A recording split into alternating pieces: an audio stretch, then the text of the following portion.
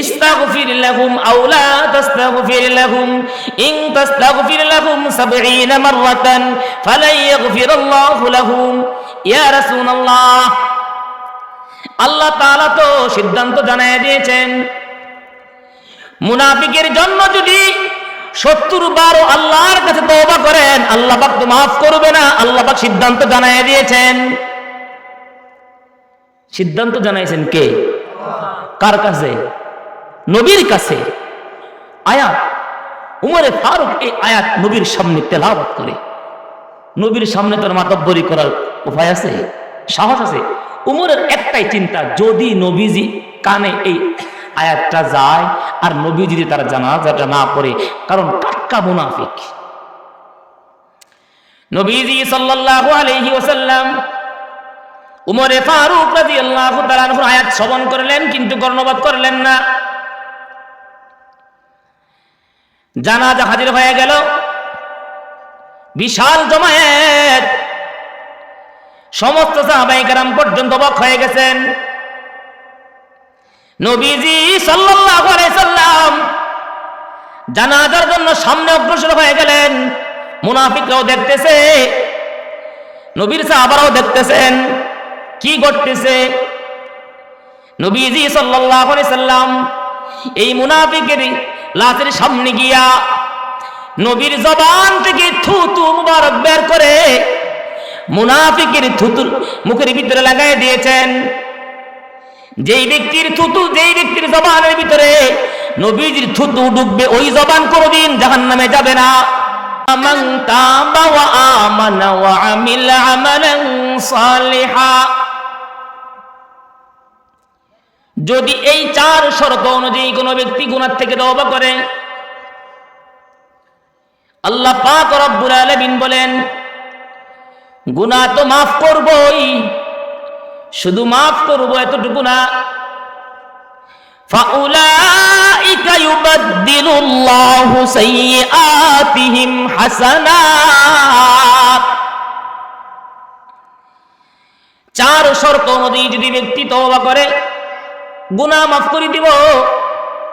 আসমান পর্যন্ত যদি হয়ে যায়, সাগরের পানির চেয়েও বেশি যদি গুনাহ হয়ে যায়, আল্লাহ পাক রব্বুল আলামিন বলেন এই 4 শর্ত অনুযায়ী তওবা করলে আল্লাহ তাআলা গুনাহ মাফ করে দিবেন। শুধু এতটুকু নয়, বরং জিন্দেগীর যত গুনাহ ছিল আল্লাহ পাক রব্বুল আলামিন বলেন আমি আল্লাহ আমার কুদরতি অন্তর আমার বান্দা বান্দি তওবার মাধ্যমে ঠান্ডা করার কারণে, গুনাহ থেকে ফিরে আসার কারণে ইতিপূর্বে যত গুনাহ করেছিল ওই সমস্ত গুনাহগুলি আমি আল্লাহ নেকি দিয়ে পরিবর্তন করে দিও। ফাউলাইকা ইউবাদদিলুল্লাহু সাইয়্যাতিহিম হাসানাত, নেকি দ্বারা পরিবর্তন করে দিবে। এত মহান ব্যক্তি, এমন মহান কোন ব্যক্তি আছে? হ্যাঁ, আল্লাহ বলেন তওবার মতো তওবা করতে হবে 4 শর্ত অনুযায়ী, তাহলে মাফ করব। হযরত মূসা আলাইহিস সালাতু ওয়াস সালাম বনি ইসরাইলের পয়গম্বর, একবার ওনার জামানায় খুব দুর্ভিক্ষ শুরু হয়েছে। একবার ওনার জামানায় খুব দুর্ভিক্ষ শুরু হয়েছে, দুর্ভিক্ষ, অনাবৃষ্টি, অতিবৃষ্টি। এটাও যেমন আল্লাহ পাকের পক্ষ থেকে গজব, সব ধ্বংস হয়ে যায়। অনাবৃষ্টি সেটাও আল্লাহর পক্ষ থেকে গজব। মূসা আলাইহিস সালাতু ওয়াস সালামের জামানা দুর্ভিক্ষ শুরু হয়ে গেছে, কোনো ফল ফসল উৎপন্ন হয় না। বনি ইসরাইলের 70,000 মানুষ মূসা আলাইহিস সালাতু ওয়াস সালামের কাছে আরজি জানাইছেন, ও আল্লাহর পয়গম্বর, অনাবৃষ্টির কারণে সবাই মারা যাচ্ছে, আপনি আল্লাহর নবী, আপনি আল্লাহ পাকের সাথে বেশি বেশি কথাবার্তা বলেন, আপনি মূসা কালিমুল্লাহ, আল্লাহর কাছে একটু দরখাস্ত করেন, আল্লাহ তাআলা যেন আসমান থেকে বৃষ্টি দেয়, গজব যেন আল্লাহ পাক ধ্বংস করে দেয়। সবার একটা আশা, নবী দোয়া করলে তো কবুল, নবী দোয়া করলে কবুল। আমরা অনেকেই মনে করি দোয়া করি তো দোয়া কবুল হয় না। স্পষ্ট সহিহ হাদিসে আসছে, মুমিন বান্দা বান্দি গুনাহ ছাড়া, অন্যের ক্ষতির নিয়ত ছাড়া যত ভালো দোয়া করে আল্লাহ তাআলা সমস্ত দোয়া কবুল করেন। সুবহানাল্লাহ। কোনটা আল্লাহ তাআলা জমিনে প্রকাশ করে দেয়, আর সব রাইখা দিবে আখিরাতে, অনেক সওয়াব বানায় দিবেন। সুবহানাল্লাহ। ওই দিন তখন সেই মানুষগুলি বলবে, আল্লাহ এত নেকি? আল্লাহ বলবেন, তুমি যে দোয়া করছিলা জীবনে কোটি কোটি দোয়া, মাত্র কয়েকটা দোয়া তুমি আর কি জমিনে প্রকাশ করছিলাম, আর দোয়া সব এই যে আজকে নেকি বানায় রাখছি। তখন সেই মানুষটা বলবে, আল্লাহ দুনিয়াতে যদি একটা দোয়াও তুমি প্রকাশ না করতা, সব যদি আজকে স্টকে রাইখা দিতা, তাহলে তো আরো অনেক বেশি উঁচু জান্নাতের মালিক হয়ে যাইতাম। সুবহানাল্লাহ। দোয়া করো না লাভ না লস। হযরত ইব্রাহিম আলাইহিস সালাম আমাদের নবীর জন্য দোয়া করেছিলেন, আল্লাহর কাছে দোয়া করেছিলেন নবীর জন্য। ইব্রাহিম পয়গম্বর, আল্লাহ দোয়া কবুল করেছিলেন তাৎক্ষণিক, কিন্তু জমিনে বাস্তবায়ন ঘটাইছে ৩৫০০ বছর পরে। সুবহানাল্লাহ। কয় হাজার বছর পরে? ৩৫০০ বছর। তো যে কথা বলতেছিলাম, মুসা আলাইহিস সালাম আল্লাহ পাকের পয়গম্বর, সবার একটা আশা দোয়া কবুল হবে। হযরত মুসা আলাইহিস সালাম এলান করে দিলেন, আগামীকাল সবাই আসবা পাহাড়ের পাদদেশে, সবাইকে নিয়ে খোলা আসমানের নিচে খোলা মাঠে আল্লাহর কাছে বৃষ্টির জন্য দোয়া করব। খোলা আকাশের নিচে পাহাড়ের পাদদেশে বনি ইসরাইলকে নিয়ে মুসা নবী দোয়া করবেন। লোক সংখ্যা ৭০,০০০। হযরতে মুসা আলাইহিস সালাম দোয়া করছেন, আল্লাহ অনাবৃষ্টির কারণে বৃদ্ধ মানুষগুলি হাহাকার করতেছে, আল্লাহ এই বৃদ্ধ মানুষগুলির ওসিলায় তুমি বৃষ্টি দাও, এদেরকে বাঁচাও। নবীজি দোয়া করছেন মুসা পয়গম্বর, বৃষ্টি হয় নাই। আল্লাহর পক্ষ থেকে মুসা পয়গম্বরের কাছে কোনো ওহীও নাজিল হয় নাই। তো তিনি চলে গেছেন প্রথম দিনের মতো। তো দ্বিতীয় দিন আবারও বনি ইসরাইলকে সাথে নিয়ে মুসা পয়গম্বর আবারও দোয়ার জন্য আসছে। তো সেই দিন আল্লাহ পাকের কাছে বলেন, আল্লাহ প্রথম দিন দোয়া করলাম, বৃদ্ধ মানুষদের উসিলা দিয়া তুমি কবুল করলা না। আল্লাহ আজকে ছোট্ট ছোট্ট দুধের বাচ্চাদের ওসিলায় দোয়া করতেছি, অনাবৃষ্টির কারণে মায়ের স্তনে দুধ নাই, আল্লাহ এরা ছটফট করতেছে, মারা যাচ্ছে। রব্বুল আলামিন মেহেরবানি করে তাদের উপর রহম করুন। সেজন্য বৃষ্টি হয় না। সবার ভিতরে কৌতূহল জাগ্রত হয়ে গেছে, নবী দোয়া করতেছেন কিন্তু বৃষ্টি হয় না। পরের দিন আবারও আসছে, তৃতীয় দিন। মুসা আলাইহিস সালাতু ওয়াস সালাম আল্লাহ পাক রব্বুল আলামিনকে বলেন, ওগো আল্লাহ তোমার দরবারে যদি আমার দাম কমে যায়, কিন্তু তোমার একজন হাবিব আছে, হাবিবুল্লাহ আখিরি পয়গম্বর, আমি তার উসিলা দিয়া দোয়া করতেছি, মেহেরবানি করে আমাদের উপর থেকে গজব উঠায় নাও, রহমতের বৃষ্টি বর্ষণ করো। যেই মাত্র নবীজি সাল্লাল্লাহু আলাইহি সাল্লামের উসিলা দিয়া দোয়া করলেন, আল্লাহ পাক রব্বুল আলামিন মুসা আলাইহিস সালাতু ওয়াস সালামের কাছে ওহী নাযিল করলেন, মুসা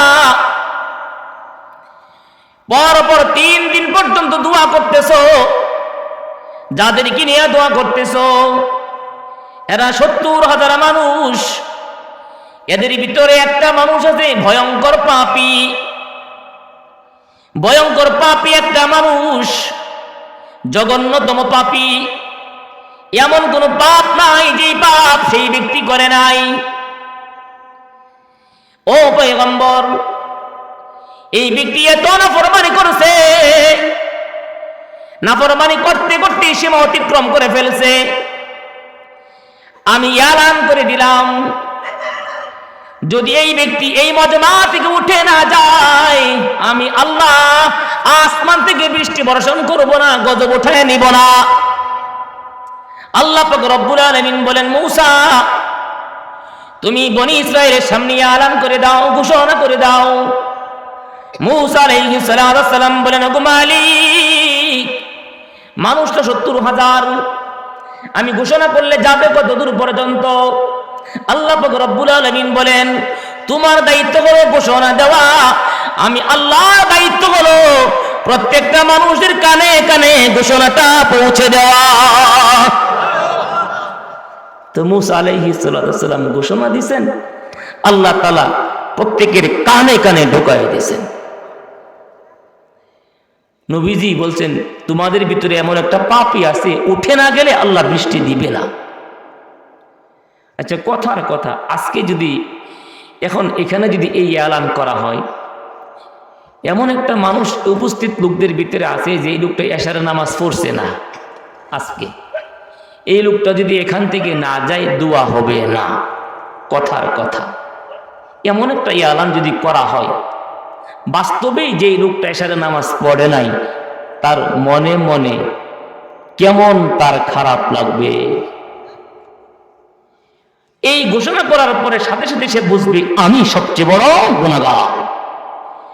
উপস্থিত লোক কেউ জানে না সে নামাজ পড়ছে কিনা, কিন্তু যদি এখান থেকে সবার সামনে উঠে যায়, আগামীকাল সকালবেলায় বাঙ্গাল বিড়া সেই লোকটা থাকতে পারবে? এমন জীবনের চেয়ে মরণ ভালো না? সবাই তাকে ধিক্কার দিবে। মূসা আলাইহিস সালাম ঘোষণা করে দিলেন, যদি না উঠেন আল্লাহ তাআলা বৃষ্টি দিবেন না, তবে উঠতেই হবে, কারণ আমি আল্লাহ পাকের পয়গম্বর। যদি না যান, আমার আল্লাহ অল্পক্ষণের ভিতরেই ওই মানুষটার বাবার নাম, ওই মানুষটার নাম, ওই মানুষটার চিত্র সহ আমাকে জানাই দিবেন, জিব্রাইল আমাকে জানাই দিবেন। যদি স্বেচ্ছায় চলে যান তাহলে তো ভালো, আর যদি স্বেচ্ছায় না যান আল্লাহ তাআলা তার পরিচয় আমাকে দিয়ে দিবেন। সবার সামনে যখন আমি নাম ধরে বলবো তখন কিন্তু লজ্জিত হইতে হবে। এইভাবে মূসা নবী একটা ঘোষণা করছে। আগে যাও মানুষ একটু নড়াচড়া করতো, ঘোষণা করার পরে সবাই কি জন্মা বসছে, ঠিক না? কারণ বাস্তবে যে অপরাধী সেও তো আর নড়াচড়া করবে না, সবাই নীরব নিস্তব্ধ হয়ে বসে রয়েছে, কেউ উঠে যায় না। কিন্তু হঠাৎ করে দেখা যায় আস্তে আস্তে আকাশটা কালো হয়ে গেছে। বৃষ্টির পূর্বে আকাশটা কি হবে? মেঘমালা জমে। মূসা আলাইহিস সালাম তাকায় দেখেন আবহাওয়া পরিবর্তন হয়ে গেছে, আকাশটা মেঘাচ্ছন্ন হয়ে গেছে, ঘুটঘুটে অন্ধকার। এর ভিতরেই আল্লাহ পাক রব্বুল আলামিন রহমতের বৃষ্টি বর্ষণ করে দিয়েছেন। সুবহানাল্লাহ। একজন মানুষ কিন্তু যায় নাই। মূসা পয়গম্বর আল্লাহ পাক রব্বুল আলামিনকে বলেন, ওগো মালিক, পরপর 3 দিন ঘুরাইলেন, তৃতীয় দিন শর্ত দিলেন, একজন মানুষ গেল না, কিন্তু বৃষ্টি দিয়ে দিলেন, আপনার কারিশমা বুঝলাম না। আল্লাহ পাক রব্বুল আলামিন বলেন, পয়গম্বর, যেই মানুষটার গুনার কারণে আমি আসমান থেকে রহমতের বৃষ্টি বন্ধ করে দিয়েছিলাম, ওই মানুষটার উসিলায় আজকে আমি আল্লাহ রহমতের বৃষ্টি দিয়ে দিলাম। সুবহানাল্লাহ। মূসা পয়গম্বর বলেন, আল্লাহ, এটা কিভাবে হলো? আল্লাহ পাক রব্বুল আলামিন বলেন, পয়গম্বর, আপনি যখন ঘোষণা করে দিয়েছেন, বাস্তবে যেই লোকটা অপরাধী সে তো জানে আমি কত বড় অপরাধ করছি। মাঠের ভিতরে এত কান্নাকাটি করছে আল্লাহর দরবারে, আল্লাহ, যত গুনাহ করছি তওবা করলাম, আর গুনাহ করব না, আর গুনাহ করব না, সব ছেড়ে দিলাম। ও রব্বুল আলামিন, এত বছর গুনাহ করার পরেও সমাজের ভিতরে আমার গুনার খবর কেউ জানে না। আজকে তোমার পয়গম্বরের সামনে হাজার হাজার মানুষের সামনে আমি গুনাহগার বলে পরিচিতি লাভ করব, আমি একজন অপরাধী বলে বিবেচিত হব। আল্লাহ, এমন জীবন তো চাই না। আমি তওবা করতেছি, আমার তওবাকে আপনি কবুল করে নেন। আল্লাহ পাক রব্বুল আলামিন বলেন, দিল থেকে যখন এই ব্যক্তি তওবার শর্তগুলো মাইনা আমার কাছে তওবা করছে, আমি আল্লাহ পাক রব্বুল আলামিন ওই ব্যক্তির জিন্দেগীর সমস্ত গুনাহগুলি পরিবর্তন করে দিয়েছি, মাফ করে দিয়েছি। মাফ করার পরে সমস্ত গুনাহগুলি নেকি দ্বারা পরিবর্তন করে দিয়েছি। শুধু তাই নয়, আমি আল্লাহ ওই মানুষটাকে আল্লাহর ওলি বানায়া ওই মানুষটার কান্নার বদৌলতে আজকে তোমাদেরকে বৃষ্টি বর্ষণ করে দিলাম। মুহূর্তেই মানুষ আল্লাহওয়ালা হইতে পারে। শর্ত একটাই, কি করতে হবে? গুনাহ ছাড়তে হবে। আসতেছে আসতেছে গুনাহ মুক্তির মাস, মাহে রমজান। মাহে রমজান আসতেছে, গুনাহ মুক্তির মাস। একটা মানুষ রমজান মাসে ইচ্ছা করলে জান্নাতি হতে পারে, ইচ্ছা করলে একটা মানুষ জাহান্নামের নিকৃষ্ট কীট পতঙ্গ হতে পারে। আসতেছে সেই মাস। আল্লাহ পাক রব্বুল আলামিন এই জন্যই বলেন, ইল্লা মান তাবা ওয়া আমানা ওয়া আমিলা আমালান সালিহা। এক নম্বর শর্ত হলো তওবা করতে হবে। তওবা করার পরে আল্লাহ পাক রব্বুল আলামিনের ইবাদত বন্দেগী করতে হবে। ওয়া আনি'বুদুনি হাদা সিরাতুম মুস্তাকিম। আমার বন্দেগী করো, আমার ইবাদত বন্দেগী করো, আমার বন্দেগী করো, আমার ইবাদত বন্দেগী করো। আল্লাহ পাক রব্বুল আলামিন বলেন, প্রতি ওয়াক্ত নামাজের ভিতরে ইহদিনাস সিরাতাল মুস্তাকিমের মাধ্যমে সিরাতে মুস্তাকিম তোমরা তালাশ করতেছো। সিরাতে মুস্তাকিম কি? আল্লাহ পাক রব্বুল আলামিন নিজেই বলেন, ওয়া আনি'বুদুনি হাদা সিরাতুম মুস্তাকিম। আমার ইবাদত বন্দেগী করো, আমার গোলামি করো, আমার গোলামি করবা, এটাই সিরাতে মুস্তাকিম। ওয়া ইন্নাল্লাহা রাব্বি ওয়া রাব্বুকুম ফা'বুদু হাদা সিরাতুম মুস্তাকিম। আল্লাহ পাক আমার রব, আমাদের সকলের রব।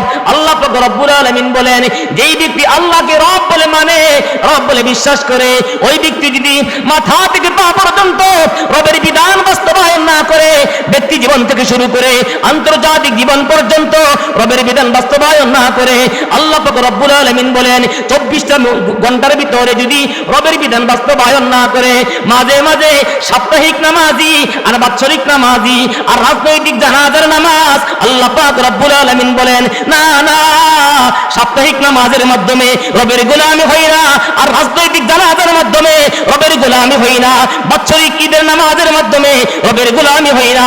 আল্লাহ পাক রব্বুল আলামিন বলেন, যতক্ষণ পর্যন্ত হায়াত থাকবে ততক্ষণ পর্যন্ত রবের গোলামি করতে হবে। রব যা বলে তা মানতে হবে, রব যা নিষেধ করেছেন তা বর্জন করতে হবে। আল্লাহ পাক রব্বুল আলামিন বলেন, আমি আল্লাহ মানুষের জন্য হারাম নিষিদ্ধ করে দিলাম, হারাম খাবার নিষিদ্ধ করে দিলাম।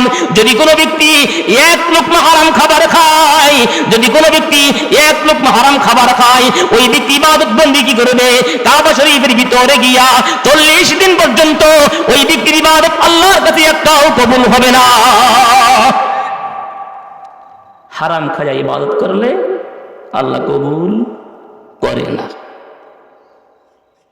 এবার বুঝেন, হারাম আছে না নাই? পকেটে হারাম আছে না নাই? পেটে হারাম ঢুকছে না ঢুকছে না?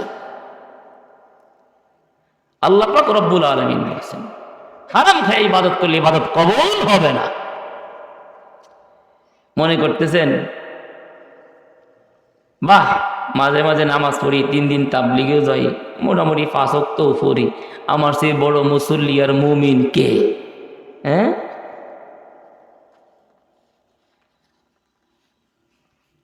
আমাদের জিন্দেগির প্রত্যেকটা পয়েন্টে এত গোনা, এত গোনা, এত গোনা, জবান দিয়ে কোনো সত্য কথা আসে না, শুধু মিথ্যা কথা। ঠিক না? শুধু মিথ্যা কথা। নবীজি বলেছেন মুনাফিকের আলামত 3টা, তার মধ্যে একটা হলো মিথ্যা কথা বলা। কথা বলে তো মিথ্যা কথা বলে, সবার সাথে মিথ্যা কথা বলে, মাঝে মাঝে বলে, সবই মুনাফিকের আলামত। যখন ওয়াদা করে তো ভঙ্গ করে, কারো কাছে কিছু আমানত আছে তো সেটা খেয়ানত করে। এই কু অভ্যাসগুলো আছে না নাই? নবী আলাইহিস সালাতু ওয়াস সালামের একজন সাহাবী ছিলেন হযরত আব্দুল্লাহ রাদিয়াল্লাহু তাআলা আনহু। ঘটনাটা শুনেন, শোনার পরে বুঝবেন আমরা কয় নম্বর নমাজি। হযরত আব্দুল্লাহ রাদিয়াল্লাহু তাআলা আনহুর আব্বার নাম ছিল উবাই ইবনে সলুল। সেও ছিল নবীজির সাহাবী। নবীজির সাথে নামাজ পড়তেন, নবীজির সাথে বসবাস করতেন। বাবাও সাহাবী, ছেলেও সাহাবী। কিন্তু বাবা যে ছিল উবাই ইবনে সলুল, সে ছিল পাক্কা মুনাফিক, কুখ্যাত মুনাফিক। আম্মা জান আয়েশা রাদিয়াল্লাহু তাআলা আনহার বিরুদ্ধে যেই ষড়যন্ত্র করেছিল মুনাফিকরা, তার ব্যাপারে এই কুখ্যাত মুনাফিক উবাই ইবনে সলুল অগ্রণী ভূমিকা পালন করেছিল। কুখ্যাত মুনাফিক। মুনাফিক কাকে বলে? জবান দিয়া যা বলে বাস্তবে তা করে না, বাস্তবে যা করে জবান দিয়া তা বলে না। জবানে মিষ্টি কিন্তু ভিতরে বিষ। জবানের ভিতরে মিষ্টি মিষ্টি পড়ে কিন্তু দিলের ভিতরে বিষ। জবানেরটা মানুষ শুনে বুঝে, দিলেরটা শুনে না। দিলেরটা কে জানেন? কে জানেন? আল্লাহ।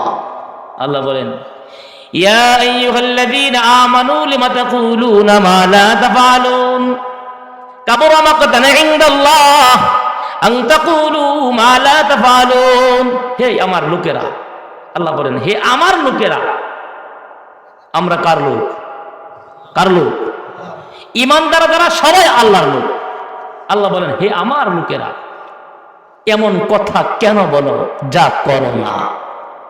মানে জবানের কথা আর কাজে মিল নাই, এমন কথা বলা মুনাফিকি।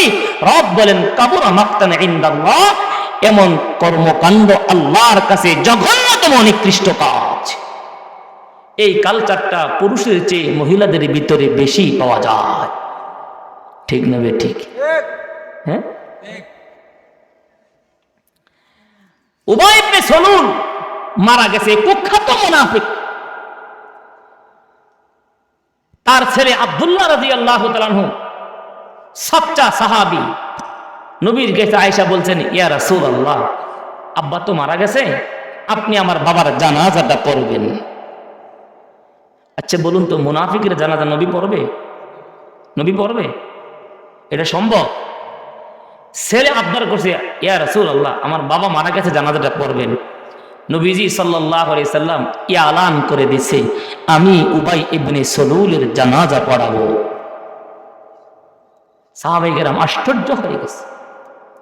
আরো 1000 মুনাফিক মদিনার নবীর এই ঘোষণা শোনার পরে তারাও অবাক হয়ে গেছে। হায় হায়, যেই মুনাফিকের লিডারের সামসামি কইরা মুসলমানের ক্ষতি করলাম, ওই মুসলমানের নবী মুনাফিকের লিডারের জানাজা পড়াবে, দেখতে যাব। 1000 মুনাফিকও সেই জানাজা হাজির হয়েছে দেখার জন্য। কাণ্ডটা কি? নবীজি সাল্লাল্লাহু আলাইহি ওয়াসাল্লাম জানাজা পড়াইতে যাইতেছেন। উমরে ফারুক রাদিয়াল্লাহু তাআলা আনহু নবীজির সামনে ডানে পিছনে সূরা তাওবার আয়াত তেলাওয়াত করতেছেন। ইস্তাগফির লাহুম আও লা তাস্তাগফির লাহুম ইন তাস্তাগফির লাহুম 70 মাররাতান ফালাই ইয়াগফিরাল্লাহু লাহুম। ইয়া রাসূলুল্লাহ, আল্লাহ তাআলা তো সিদ্ধান্ত জানিয়ে দিয়েছেন, মুনাফিকের জন্য যদি 70 বার আল্লাহর কাছে তওবা করেন, আল্লাহ পাক তো মাফ করবে না। আল্লাহ পাক সিদ্ধান্ত জানিয়ে দিয়েছেন। সিদ্ধান্ত জানাইছেন কে? কার কাছে? নবীর কাছে। আয়াত উমরে ফারুক এই আয়াত নবীর সামনে তেলাওয়াত করে। নবীর সামনে তোর মাতব্বরি করার উপায় আছে? সাহস আছে? উমরের একটাই চিন্তা, যদি নবীজি কানে এই আয়াতটা যায় আর নবী যদি তার জানাজাটা না পড়ে, কারণ পাক্কা মুনাফিক। নবীজি সাল্লাল্লাহু আলাইহি ওয়াসাল্লাম উমরে ফারুক রাদিয়াল্লাহু তাআলা আনহু আয়াত শ্রবণ করলেন, কিন্তু কর্ণপাত করলেন না। জানাজা হাজির হয়ে গেল। বিশাল জমায়েত, সমস্ত সাহাবায়ে কেরাম পর্যন্ত অবাক হয়ে গেছেন। নবীজি সাল্লাল্লাহু আলাইহি সাল্লাম জানাজার জন্য সামনে অগ্রসর হয়ে গেলেন। মুনাফিকরাও দেখতেছে, নবীর সাহাবারাও দেখতেছেন কি ঘটতেছে। নবীজি সাল্লাল্লাহু আলাইহি সাল্লাম এই মুনাফিকের লাশের সামনে গিয়া নবীর জবান থেকে থুতু মুবারক বের করে মুনাফিকের থুতুর মুখের ভিতরে লাগাই দিয়েছেন। যেই ব্যক্তির থুতু, যেই ব্যক্তির জবানের ভিতরে নবীজির থুতু ঢুকবে, ওই জবান কোনদিন জাহান্নামে যাবে না। নবীজি সাল্লাল্লাহু আলাইহি সাল্লাম নিজের থুতু মুবারক মুনাফিকের মুখের ভিতরে দিয়ে দিয়েছেন। দৃশ্য দেখার পরে সাহাবায়ে কেরাম অবাক হয়ে গেছেন। হায় রে হায়, নবীর সাহাবা হইয়া কত কষ্ট করলাম, কত যুদ্ধ জাহাদ করলাম, নবীজি নিজে সরাসরি জবান থেকে থুতু দিলেন না। আজকে টাটকা মুনাফিক মারা গেল, মুনাফিকের ভিতর দেহের ভিতরে জবানের ভিতরে নবীজি থুতু দিলেন। আমরা সাহাবী হইয়া নবীজি থুতু পাইলাম না, আফসোস করতেছেন। নবীজি সাল্লাল্লাহু আলাইহি সাল্লাম কিছুক্ষণ পরে নিজের জুব্বাটা খুলে ফেললেন। নিজের জুব্বাটা খোলার পরে মুনাফিকের ছেলে আব্দুল্লাহ রাদিয়াল্লাহু তাআলা আনহুকে বললেন, আব্দুল্লাহ, এই যে আমার জুব্বা তোমাকে দিয়ে দিলাম, আমার জুব্বাটা দিয়া তোমার বাবাকে দাফন করবা, কাফন পড়াইবা।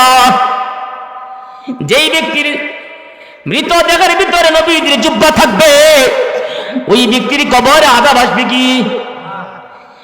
নবীজি সাল্লাল্লাহু আলাইহি সাল্লাম নিজের গায়ের জুব্বা মুবারক খুলে দিলেন। আর নবীজি বললেন, আব্দুল্লাহ, উহুদ যুদ্ধের সময় আমার চাচা আমির হামজা রাদিয়াল্লাহু তাআলা আনহু শহীদ হয়ে গিয়েছিলেন। তার কাফন করার জন্য লম্বা কোনো জুব্বা পাইতেছিলাম না। তোমার আব্বার একটা জুব্বা ছিল, লম্বা জুব্বা, ওই জুব্বা দিয়া আমার চাচা জানকে দাফন করেছিল। আমি ঋণী ছিলাম, এই জন্য আজকে আমি নবীজি আমার গায়ের জুব্বা তোমার বাবাকে দিয়ে দিলাম।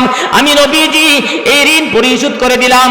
নবীজি সাল্লাল্লাহু আলাইহি সাল্লাম যখন নিজের জবান মুবারক থেকে থুতু ঢুকাইয়া দিলেন, আবার নিজের শরীর থেকে জুব্বাটা খুলে দিলেন, সাহাবায়ে কেরাম মাটির ভিতরে লুটায় পড়ে গেলেন, হাওমা করে কান্না করতেছেন।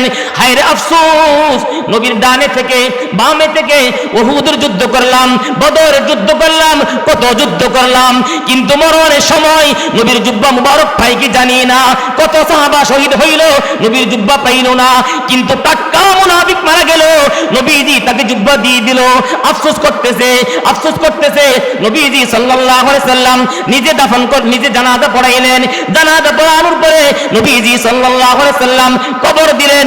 কবর দেওয়ার পরে এবার আল্লাহ পাক রব্বুল আলামিনের কাছে দুই হাত উত্তোলন করে এই মুনাফিকের জন্য মাগফিরাতের দোয়া করবে। এতক্ষণ পর্যন্ত আল্লাহ পাক রব্বুল আলামিন সব দেখতেছেন, এতক্ষণ পর্যন্ত আল্লাহ পাক রব্বুল আলামিন সবর করছেন।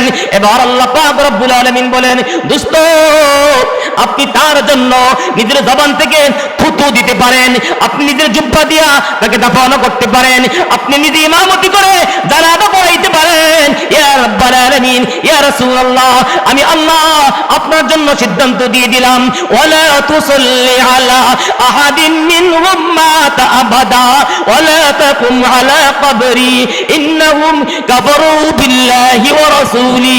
ও পয়গম্বর, এটা টাটকা মুনাফিক, টাটকা মুনাফিক। এই মুনাফিকের জন্য, মুনাফিকদের জন্য আর কোনদিন জানাজা পড়তে পারবেন না। আপনি মুনাফিকদের জন্য জানাজা পড়তে পারবেন না, এদের জন্য দোয়াও করতে পারবেন না। আপনি নিজের জুব্বা দিয়া দাফনও করতে পারেন, আপনি জানাজা পড়াইতে পারেন, কিন্তু তার জবানের কথা আর দিলের বিশ্বাস এক ছিল না। জবান দিয়া যা বলতো, দিলের ভিতরে তার উল্টা পরিকল্পনা করতো। জবানে জবানে আপনার সাথে খাতির রাখতো, কিন্তু ভিতরে ভিতরে বেঈমানদের সাথে খাতির রাখতো। ইয়া রাসূলুল্লাহ, আপনি নিজের জুব্বা দিয়া দাফন করতে পারেন, কিন্তু আমি আল্লাহ তাকে জান্নাতি বানাইলাম না। আমি আল্লাহ পাক ঘোষণা করে দিলাম, আপনার জুব্বা দিতে পারেন, কিন্তু তারপরেও সেই ব্যক্তি জাহান্নামী, সন্দেহ নাই। একটু চিন্তা করেন তো, নবীর জুব্বা, নবীর থুতু মুবারক, নবী ইমামতি করেছেন, জানাজা পড়ায় দাফন করছেন, জান্নাতি না জাহান্নামী? জান্নাতি না জাহান্নামী? সবই তো ছিল। ওই লোকটার দাড়িও ছিল, নবীর সাথে নামাজ পড়ছে, নবীর সাথে বিভিন্ন জায়গায় গেছে, তাবলীগও করছে, গাছটাও করছে, নবীর জন্য সবকিছু করছে, কিন্তু ভিতরে ভিতরে নবীর বিরোধী দুশমনদের সাথে তার সুসম্পর্ক ছিল। এই জন্য আল্লাহ বলেন তোমার এই ঈমান আল্লাহর কাছে কবুল হবে না, হবে না, হবে না। আজকে ইসলাম বিদ্বেষীদের সাথে, কোরআন বিরোধী শক্তির সাথে, জালিমদের সাথে যাদের জাররা পরিমাণ সম্পর্ক থাকবে, এই জাররা পরিমাণ সম্পর্কের কারণে ইসলামের ক্ষতি হয়, কোরআনের ক্ষতি হয়। আল্লাহ পাক রব্বুল আলামিন বলেন তুমি সিল্লা লাগাইতে পারো, হজ করতে পারো, সব করতে পারো, কিন্তু তোমার ঈমান কবুল হবে না, তুমি মুনাফিক, তুমি মুনাফিক।